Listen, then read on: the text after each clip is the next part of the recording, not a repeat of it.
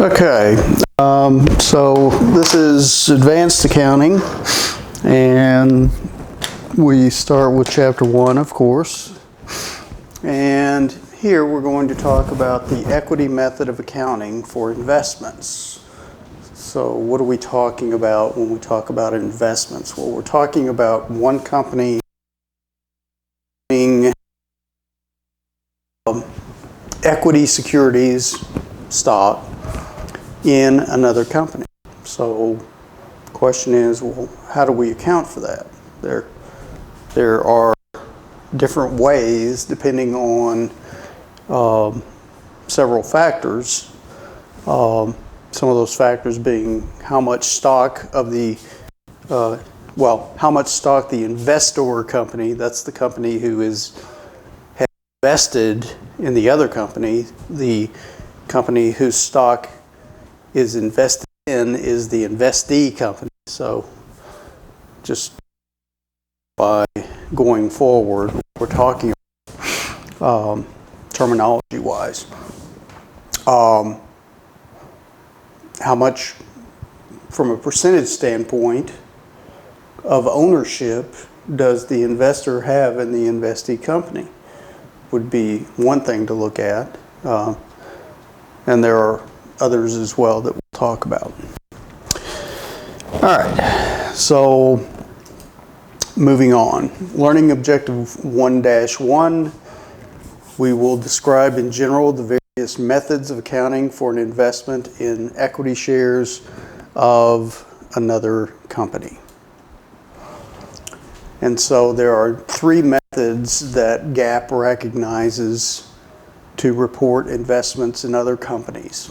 The first being the fair value method. The other way of doing it would be the consolidation of financial statements. And a third way of doing it would be what we call the equity method of reporting investments. And so how do you decide which method to use? Well, it depends to a large degree on the amount of stock owned by the investor. But really, if you look at the rules, it really depends on the degree of influence that the investor has over the investee. And I guess to put it another way is it's not how much influence the investor has over the investee, it's the ability to have influence over the investee, even if there is no actual influence. So, distinction. It's not the actual amount of influence, it's the ability that they may have through their ownership interest and other factors over the investee.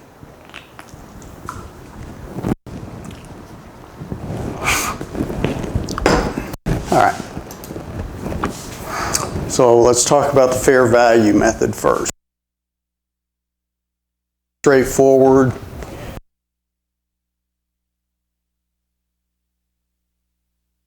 A fairly small amount of stock in the company. Usually the threshold, if you want a number, is less than 20%. Why is that important? Less than 20%, there's a presumption that you don't have the ability to significantly influence the investee's operations. Now, there may be other factors involved, contractually or otherwise, that the investor does have significant influence, the ability significant influence over the investee, but lacking those factors, usually less than 20%, you're just going to report this using the fair value method. And so why, first of all, the question is why companies invest in other companies. Strategic, certainly the idea of why does anybody invest in a company? Well, it's because you expect there to be some appreciation in the value of the stock, plus you expect to get future dividends. So same reason companies do it, but they might also have some strategic reasons that go beyond that appreciation. All right.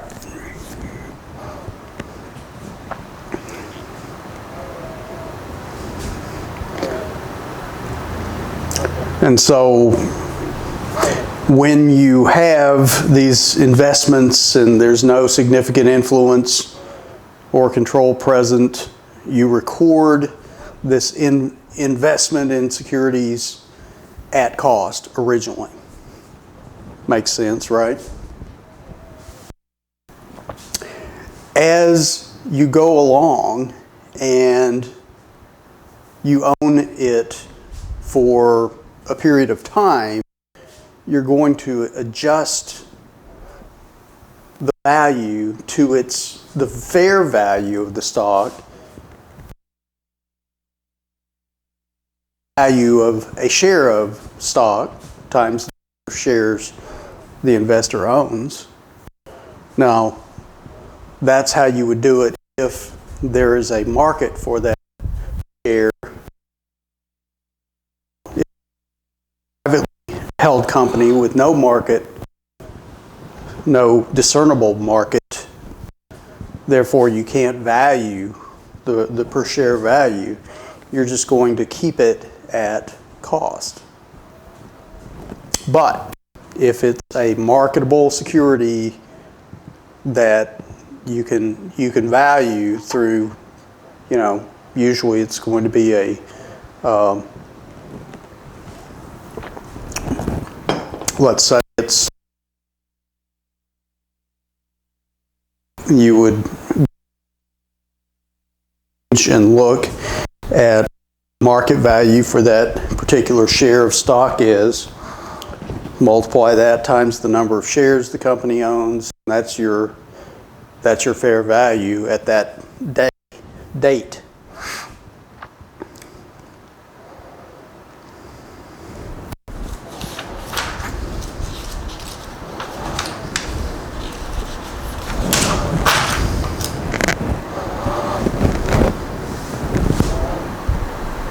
Now, if the equity security is held for sale in the short term, usually less than 1 year, it's going to be classified as a trading security and reported at fair value with the unrealized gains and losses included in earnings.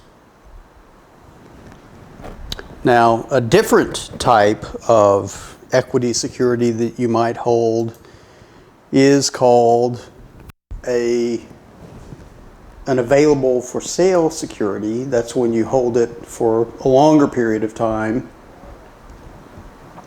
but it's still available for sale at any time. In other words, you're not actively trading in it. And I think maybe you might have had some dealings with this in intermediate accounting, some of this terminology.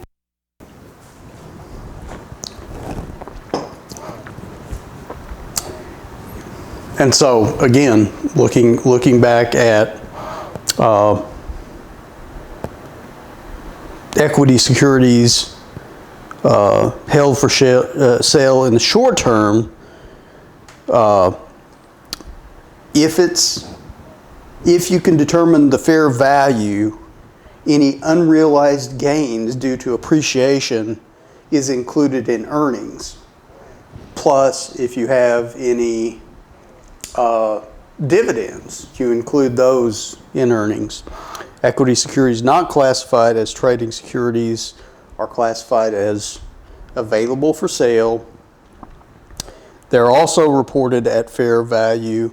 Any unrealized gains and losses are excluded from earnings, but they're reported at fair value with the unrealized gains as a separate component to shareholders' equity as a part of what we call other comprehensive income. And again, whether it's for trading or available for sale securities, any dividends received while you hold the stock is considered income. All right, so that's kind of how that works. Now, you saw how available for sale is different in that it's not included in income. It's included as other comprehensive income. But then there's this FASB ASC topic 825, which allows you to include certain securities that are held available for sale and report it as just income and not other comprehensive income. So kind of weird how, they say you can do this and then they say, okay, well, we're going to let you classify the increase in the value of these available for sale securities, just like you did with the trading securities. So really that's what FASB ASC topic 825 is about. So I don't know, it was kind of strange to read that. But the bottom line is you're recording the appreciation in the value of the stock if there's a market for it. On top of that, you're reporting the dividend income. So here's that FASB ASC topic 825, which allows a special fair value reporting option for available for sale securities. It says, although the balance sheet amounts for the investments remain at fair value under this option, changes in fair values over time are recognized in the income statement as opposed to other comprehensive income as they occur. So essentially, you get to treat them just like you do trading securities. And you don't have to go through all that rigmarole of other comprehensive income. On the other end of the spectrum is consolidation of financial statements. Okay, so when you own a fairly small amount, percentage-wise of stock, use the fair value method. On the other end of the spectrum, when you own of an investee's stock,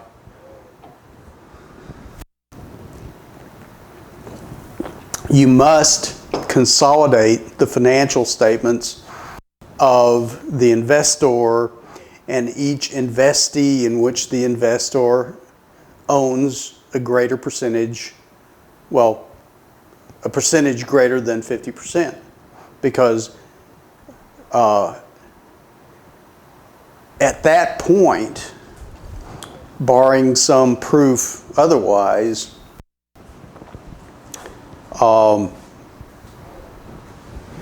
the investor has control over the investee company just by the sake of it owning a majority of the stock. And so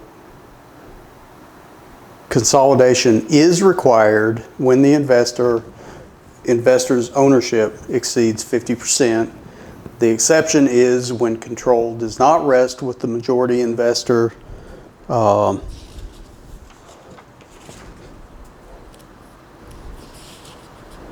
See where they talk about that.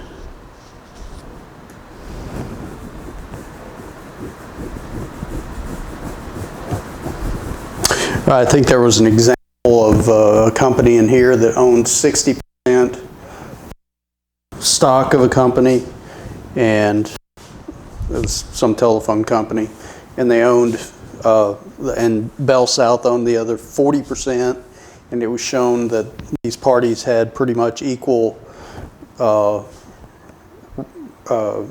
control in managing the company, even though it was a 60-40 split. So in that case, that company who owned 60% reported on the equity method, not the consolidation method, because they could show that they did not have control, well, that control did not rest with the 60% investor. But barring that rare occasion, the general rule is if you, the investor, own 50% or more, more than 50% of the investee company, you will consolidate your financial statements with that investee company.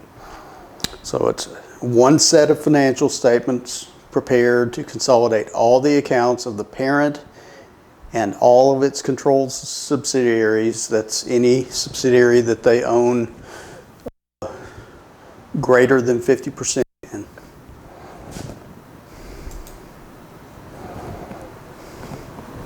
Now there's this other animal called a variable interest entity, and this came out of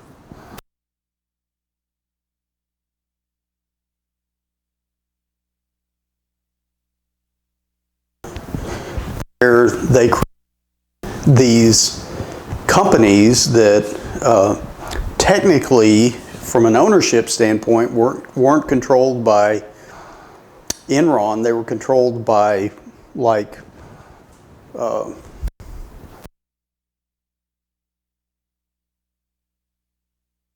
and would have these assets and liabilities in these companies they owned. Therefore, Enron wouldn't have to show these assets and liabilities on their books.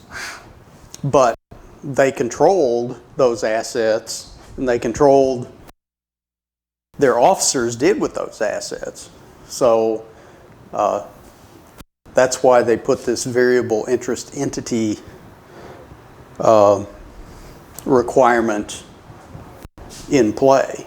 Anytime you have a variable interest entity that are controlled through special contractual agreements, not through voting stock interests. In other words, Enron did not own stock in these companies, these special interest entities,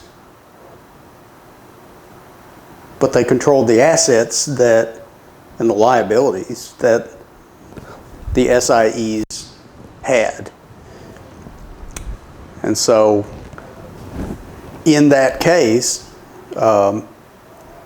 Enron, if this would have been in play, this VIE requirement was in place at the time of Enron would have had to consolidate their financial statements with all these VIEs included, and their financials would have looked very different than.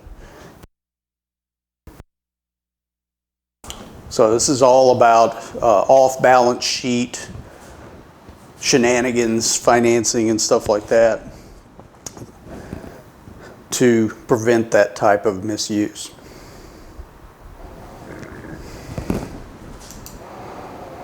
All right, so the main reason we're here is to talk about the equity method. And so it is pretty straightforward with some nuances.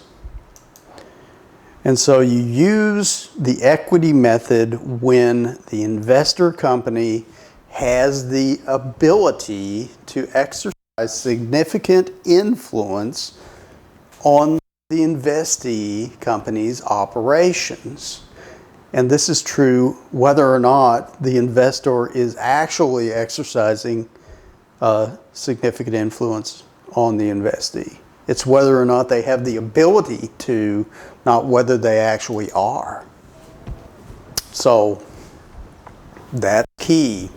And under FASB, that's regardless of ownership interest, it's really the main factor. Now, yeah, FASB and IASB have the 20 to 50% rule, and that's certainly true that anytime you own greater than 20% but less than 50%, assume that you're going to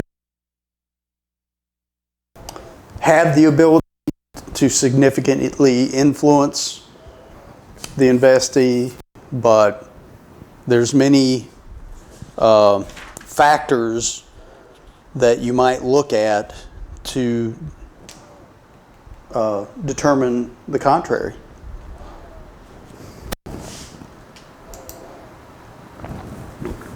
And so significant influence might be present with even much lower percentages. Let's say you have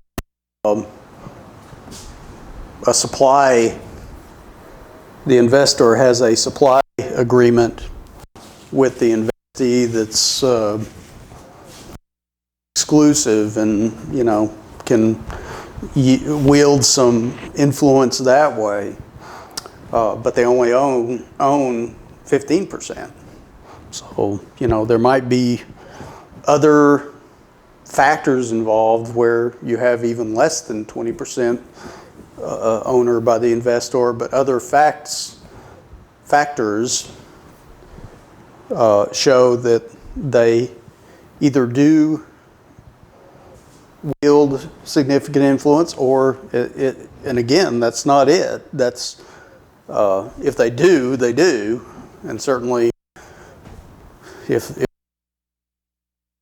but it's again, it's whether or not they have the ability to significantly influence the investee, not the fact that they actually do, but if they actually do, then certainly they have that ability, right?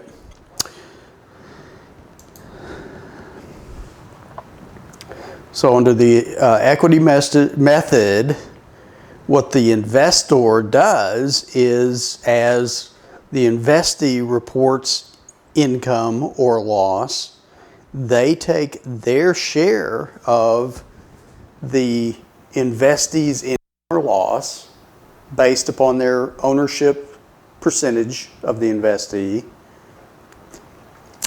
And if the investee also pays dividends, the investor reduces their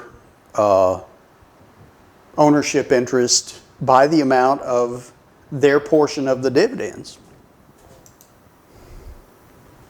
And so the dividends, when they're declared by the investee, decreases the investor's investment account in the investee. So unlike what we saw with the fair value method, where when the investee paid dividends, it was income, here it's not income, it's a reduction in the investor's investment account with the investee.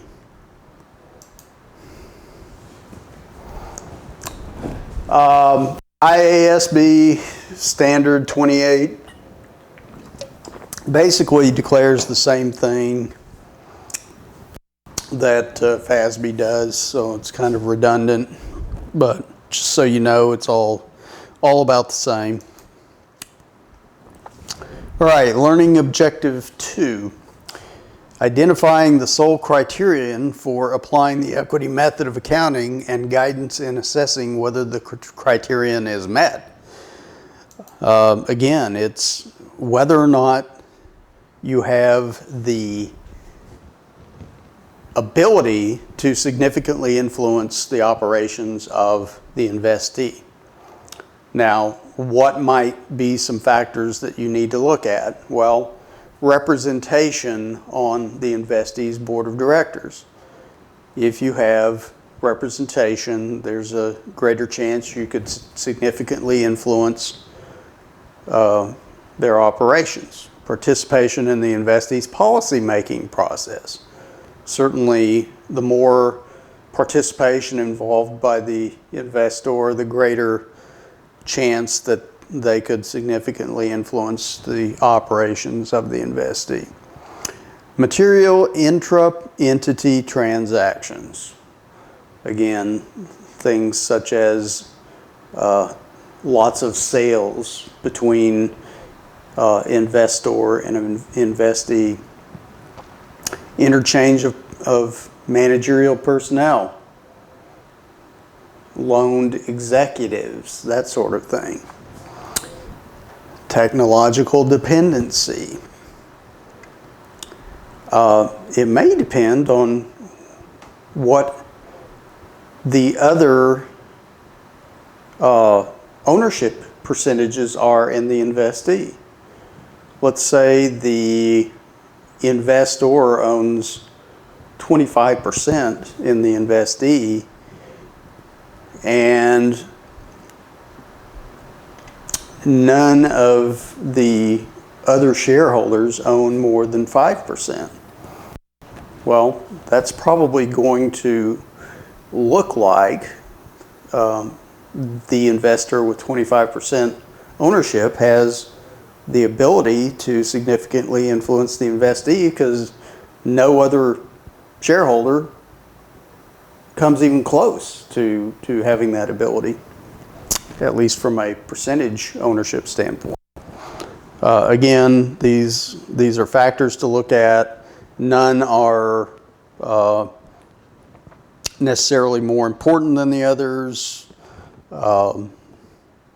Again, it boils down to whether or not any of these factors are in place that would cause the investor to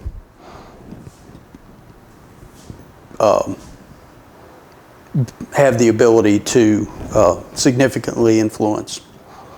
Now, let's say that here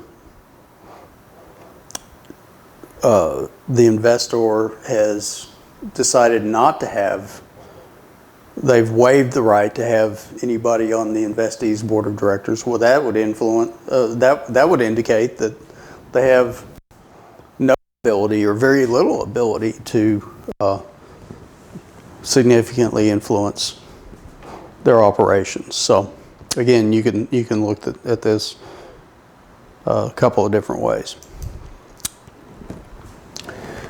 Now, the equity method is not appropriate for investments that demonstrate any of the following characteristics, regardless of the investor's degree of ownership. And this kind of goes back to what I was just saying. If you have an agreement that exists between the investor and investee by which the investor surrenders significant rights as a shareholder, such as a right to be on the board of directors, or just surrenders some of their voting rights. Concentration of ownership operates the investee without regard for the views of the investor, or the investor attempts but fails to obtain representation on the investee's board of directors. So that's a little different than what I said. I said that the investor waives their right to be on the board of directors. In this case, the investor, this is more like I guess you would say a hostile type situation where the investor buys the stock, but doesn't get voted on to the board of directors.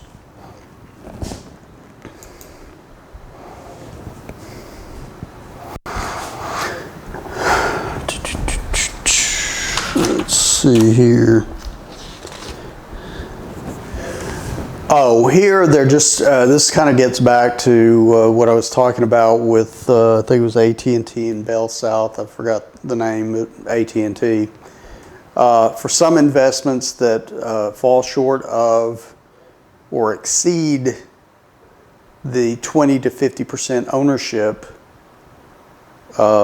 threshold, the equity method is appropriately used for financial reporting. Conditions can exist where the equity method is appropriate despite a majority ownership interest. Well, that gets back, it was AT&T that owned 60%, and then Bell South owned 40%, and even though AT&T did own 60%, greater than 50%, obviously, they showed that they really didn't have,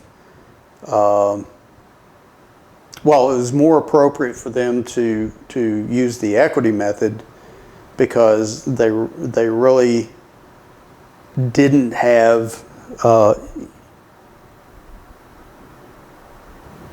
well, they shared control with Bell South, even though Bell South only owned 40%.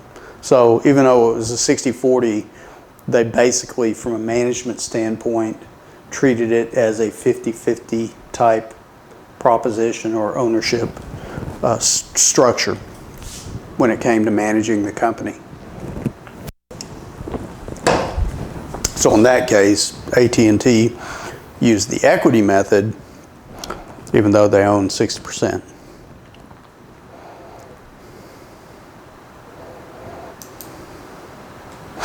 All right, so here's a summary of the accounting methods. Less than 20%, usually you use the fair value method or cost method if there's no market for the stock. If you own between 20 to 50%, at least there's the presumption that can be rebutted, of course, that you have the ability to significantly influence the investee's operations. Therefore, you must use the equity method. If you can show that you don't have the ability to significantly influence, you can use the fair value method.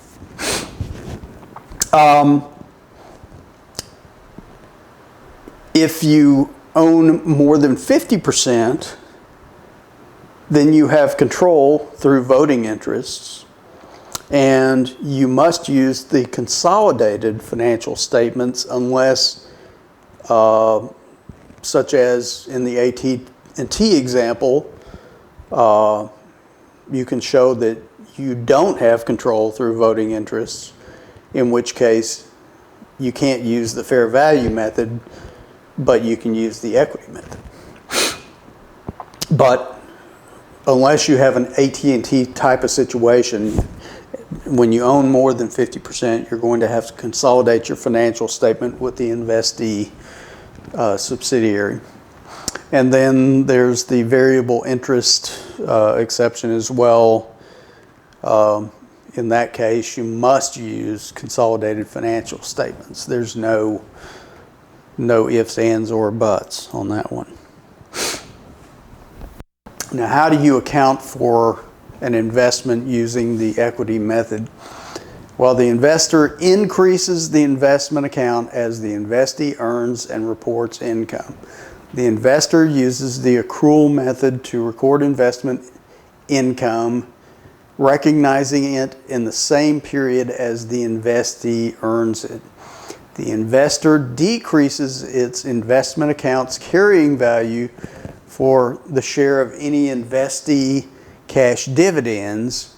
When the investee declares a cash dividend, its owner's equity decreases, and thus so does the investment in the investee for the investor. And so in the book they have this example of the fair value of a company, how it would look if the investor used fair value versus how it would look if the investor used the equity method. And certainly the numbers vary depending on the method you use.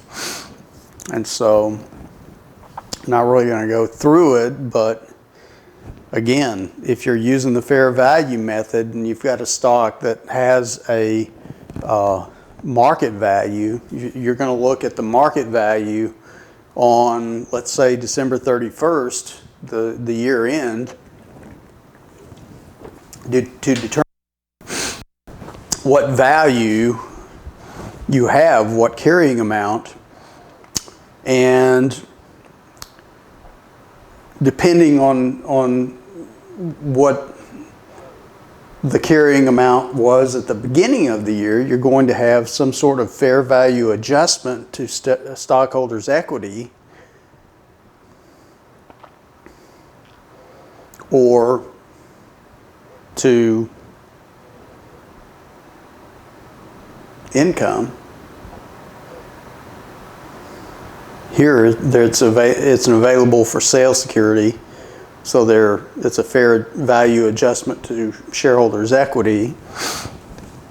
And so you have this investor that purchases this company for $200,000 originally, so that's the cost, that's the original holding value. And at the end of year one, under the fair value method, the carrying amount of the investment's $235,000, so they have a fair value adjustment to shareholders' equity of $35,000. At the end of year two, carrying amount of the investment's $255,000, so it goes up another $20,000.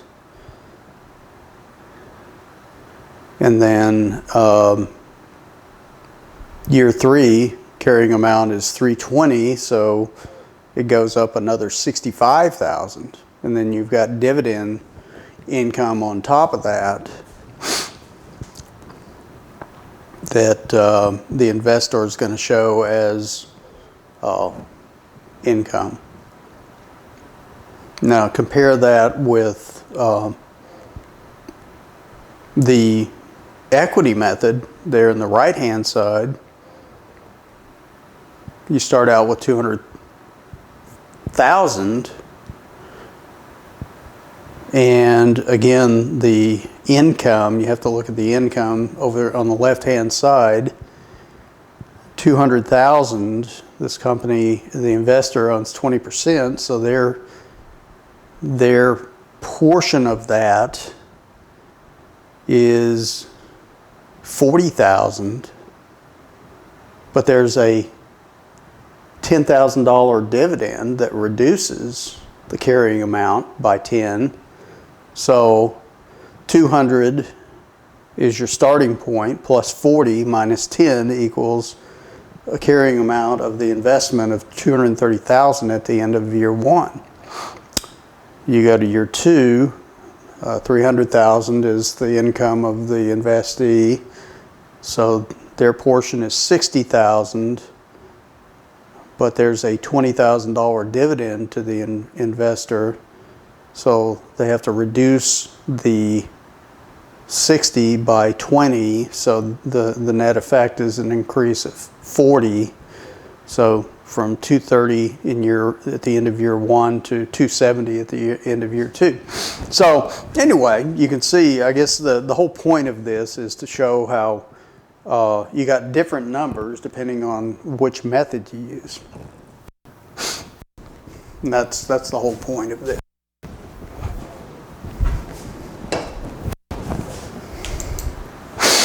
All right, let's prepare some basic journal entries for this investment.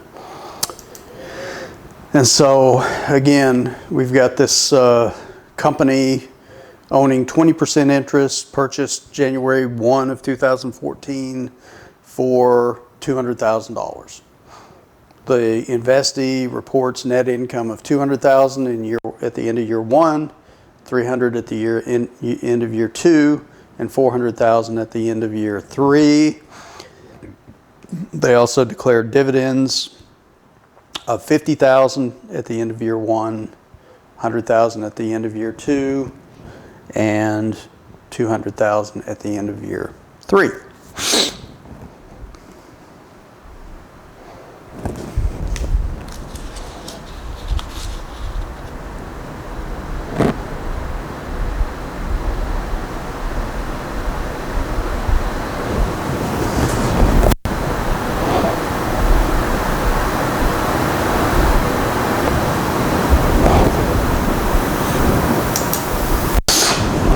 So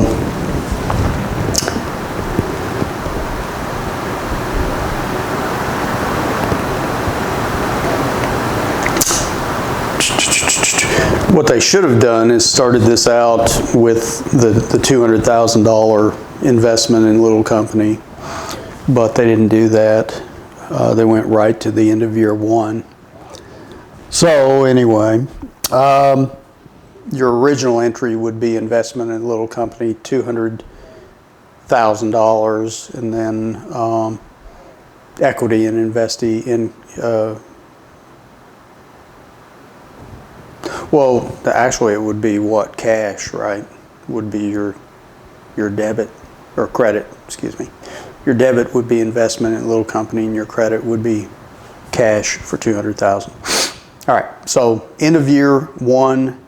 $40,000 income, that's their portion of the $200,000 net income of Little Company. So investment in Little Company is your debit, your credits, equity and investment income, your explanation. A dividend is announced. And so at that time, the investor, big company, records a dividend receivable as the debit, and then they reduce their investment in Little Company by $10,000, the amount of the expected dividend. And then when they receive the dividend, of course, they debit cash and close out the dividend receivable.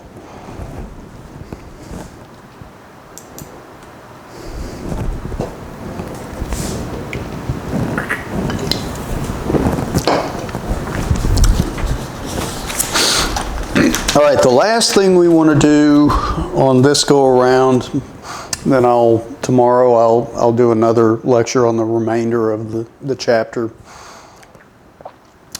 Understand that when a company, an investor company, purchases stock in an investee company, very seldom is the amount that they pay for their portion of the company the same amount as the book value of the company. Okay?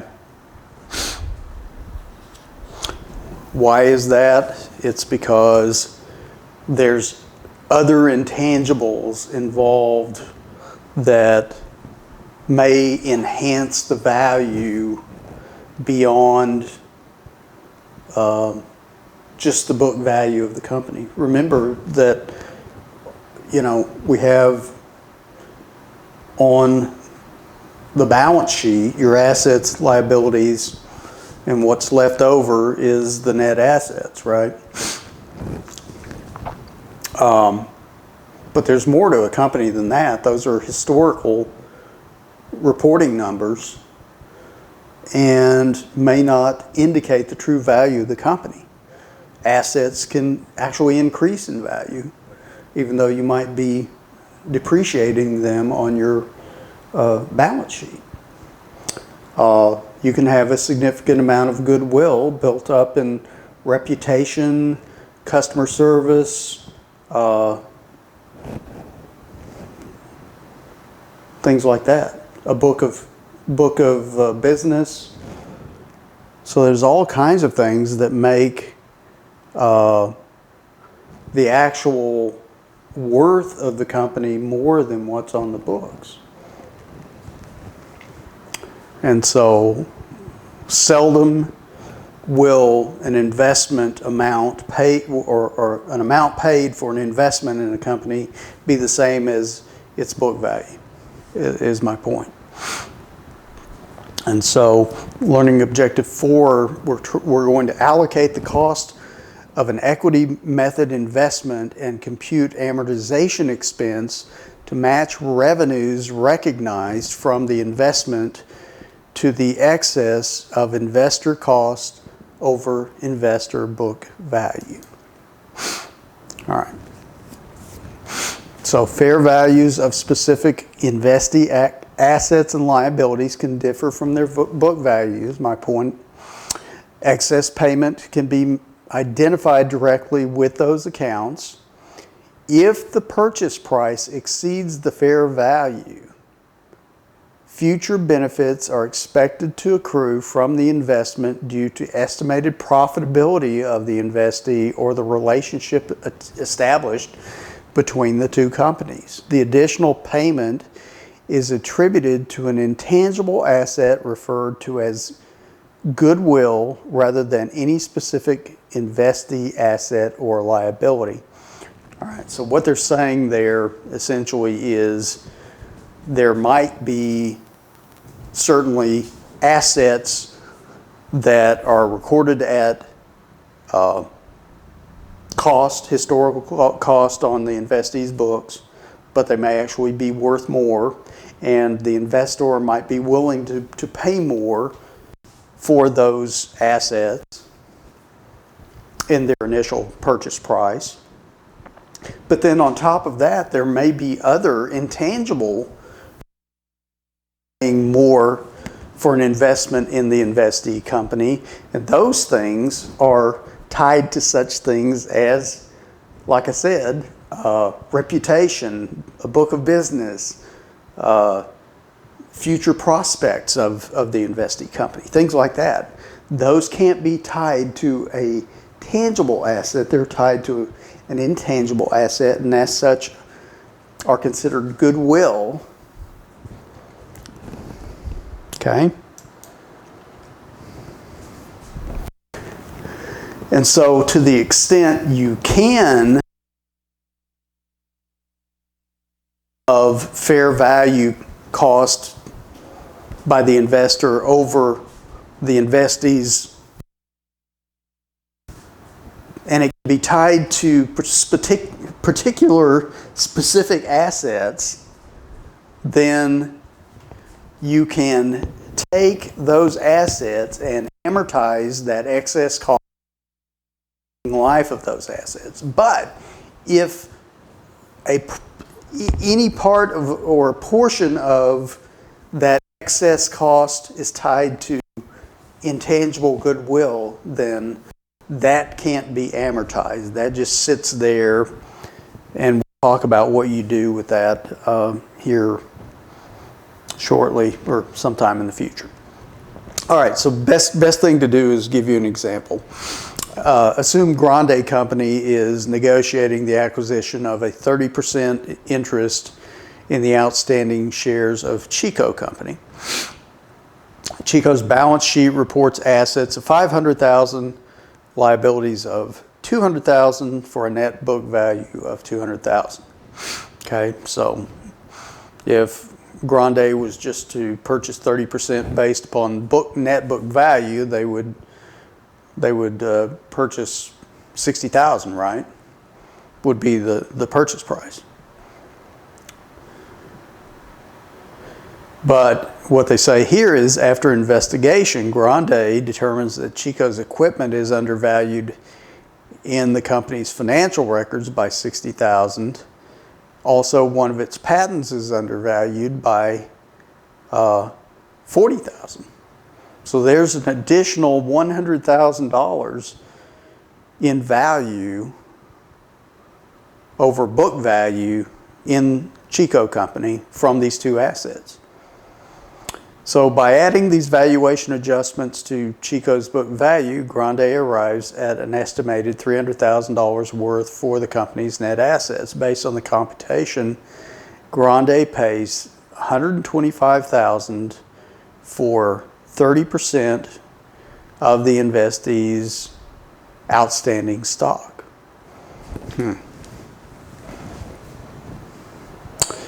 Well, notice that the $300,000 worth for the company's net assets, when you include that extra $100,000 in those two assets that are increased in value, well, they're undervalued, so the company increases them when considering the purchase price. Notice that 30% of $300,000 would be $90,000, but Grande paid $125,000, right?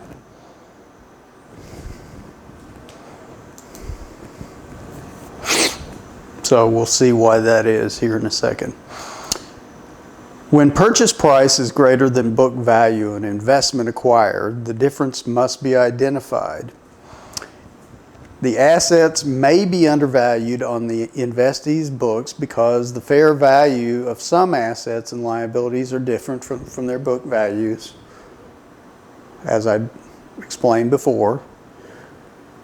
Plus, the investor may be willing to pay extra because of future benefits which are expected to accrue from the investment. And so you've got to tie your purchase price back to certain assets, and first of all it goes to the book value of the company, and then to particular assets that you have identified as undervalued, and then any excess is going to go to goodwill. And so here he paid $125,000, Grande did.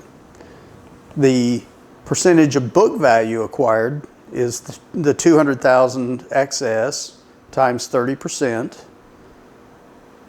The payment in excess of book value is $65,000. Well,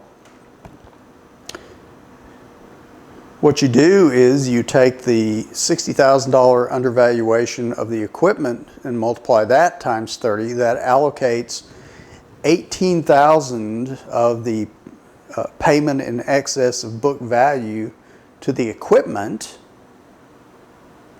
and then you take the $40,000 undervaluation, multiply that by the 30% interest, and what you do is you come up with an allocation of $12,000 to the patent.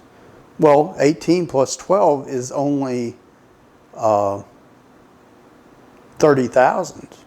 and you've got a payment in excess of book value of 65. Well, there's an excess payment there of 35, as I mentioned before. They paid 125 when they should have paid 90. So they must think that there's other intangibles out there, such as future growth of Chico Company, that is worth paying more for. And so any extra payment that cannot be attributed to a specific asset or liability is assigned to intangible goodwill. The actual purchase price can be computed by different techniques or simply as a result from negotiations.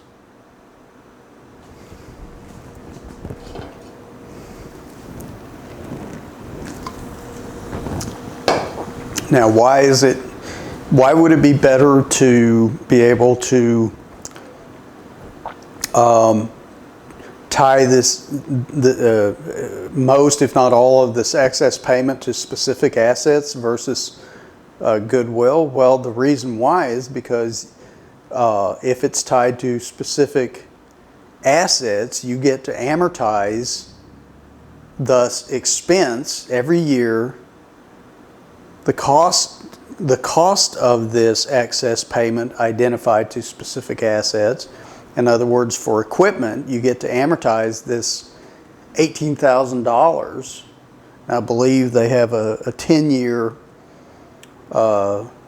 estimate on the future life of this equipment, so they get to expense $1,800 a year on the equipment. And for the patent, I believe the remainder was like 5 years. So whatever 12,000 into 5 is, they would get to expense that every year. Whereas if the excess payment's not identified to specific assets, but simply to goodwill, it just sits there. You can't amortize it. So it really creates no benefit for you other than sitting on your books. So here's your amortization process. The equipment, you amortize over 10 years. Patent, 5 years, $2,400 a year. Goodwill just sits there.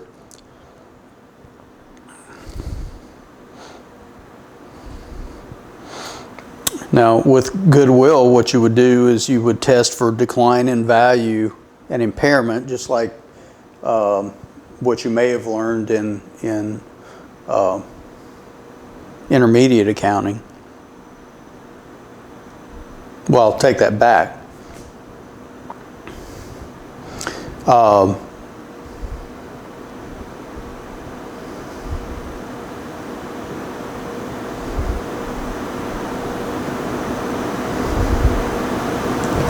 No, that's right.